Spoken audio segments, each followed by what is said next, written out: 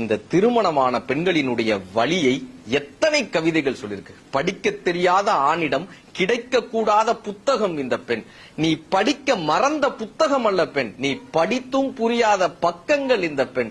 வாசிக்க தெரியாத ஆணிடம் வீணையாக சென்று விறகாக மாறி வருகிறாளே இந்த பெண். ஜெகன்மோகினி படத்தில் ஒரு பெண் பேய் காலை வைத்து சமைக்கிறது. பெண் பேயாக இருந்தாலும் சமைக்கத்தான் வேண்டுமா? அரண்மனையில் அந்தப்புறம், அடர்வனத்தில் லட்சுமணக்கோடு, லங்காபுரியில் அசோகவனம், எங்கிருந்தால் என்ன, சிறைதானே இந்த சீதைகளுக்கு.